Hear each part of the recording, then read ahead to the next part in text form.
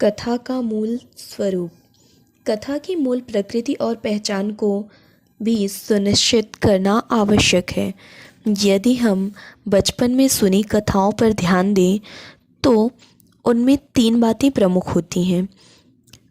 उन्हें हम तत्व की संज्ञा दे सकते हैं। ये तत्व हैं घटनाएं, उनका समयानुक्रम और दिक् में आबद्ध होना तथा निरंतर औत्सुक्य का सृजन। घटना को भी परिभाषित करना आवश्यक है। जो घटित होता है वह घटना है। घट से घटित शब्द बना है जिसमें निर्मित का भी भाव है। घटना में आकस्मिकता, संयोग और अप्रत्याशित होने के तत्व होते हैं। उदाहरण के लिए भूकंप, वायु दुर्घटना या 2 देशों के बीच युद्ध छिड़ जाना। घटनाएं सुखद भी हो सकती हैं, जैसे कि किसी का खोया पुत्र अचानक मिल जाना, किसी दरिद्र के नाम लॉटरी निकल आना, वायुयान दुर्घटना में किसी का बच जाना या किसी देश का लंबी गुलामी के बाद स्वतंत्र हो जाना आदि। कथा में नियोजित घटनाओं का कुतूहलवर्धक होना भी कथा के लिए जरूरी है, अन्यथा श्रोता में कथा सुनने की रुचि ही नहीं रह पाएगी। मनुष्य के जीवन में घटनाएं भी घटित हैं, पर वे विरल होती हैं, तभी कभी कभी घटती हैं।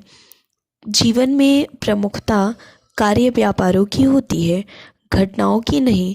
सारा जीवन सुबह से शाम तक आदमी कर्म में व्यस्त रहता है। कार्य व्यापार, सुपरिचित घटनाएं तो समुद्र यात्रा में आ जाने वाले तूफान की तरह है। पर कथा में घटनाओं की प्रमुखता होती है। जीवन के सामान्य कार्य व्यापार गौण होते हैं, कथा में सामान्य व्यापार नहीं होते। यह तो नहीं कहा जा सकता, पर श्रोता के लिए वे कोई महत्व नहीं रखते। वे केवल घटनाओं को जोड़ने का काम करते हैं। श्रोता उन्हें सुनते हुए भी प्रतीक्षा घटनाओं की ही करता रहता है। ये घटनाएं समय के अनुक्रम में गुथी होती हैं। समय का एक ऐतिहासिक क्रम होता है जो घड़ी की टिक टिक या कैलेंडर के पृष्ठों द्वारा निर्धारित होता है।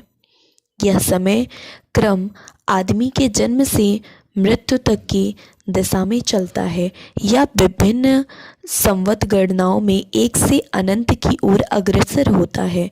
इस काल गणना में पृथ्वी अपनी धुरी पर या अपनी सौर परिधि पर एक बार चक्कर लगा लेती है, जिसे हम 24 घंटे या वर्ष के रूप में जानते हैं।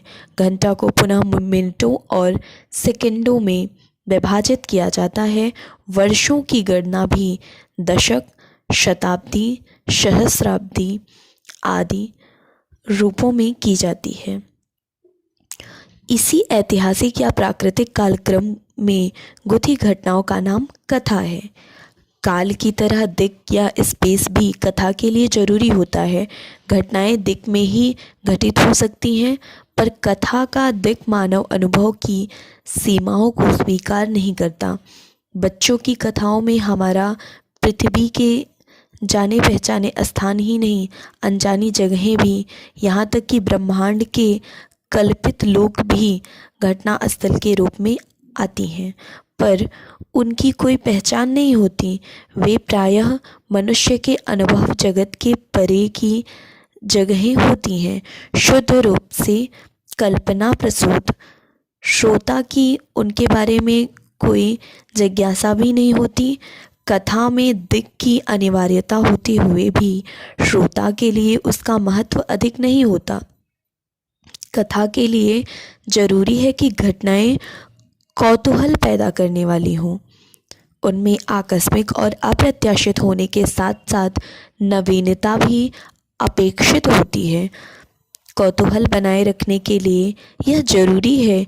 यदि एक ही घटना बार बार दोहराई जाए तो कथा नहीं बनेगी।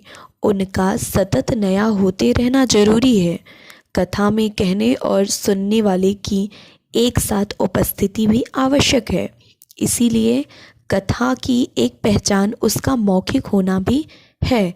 जरूरी है कि श्रोता की आंखों में फिर क्या हुआ का भाव बना रहे, और यदि श्राव्यता सुनने वाला किसी कारण चुप हो जाए तो सुनाने वाला किसी कारण चुप हो जाए तो श्रोता उसे टोक दे, फिर क्या हुआ का अनुरोध कर बैठे। यदि घटना स्वयं में आश्चर्यचकित और बाद की घटना के प्रति कुतूहल पैदा करने वाली नहीं है तो कथा भी बेकार है। घटनाओं की श्रृंखला में कोई भी कड़ी सुपरिचित और सामान्य घटना के रूप में नहीं हो सकती, क्योंकि वहाँ कथा आरोचक हो जाएगी। जब घटनाएं समाप्त हो जाती हैं तो कथा भी समाप्त हो जाती है।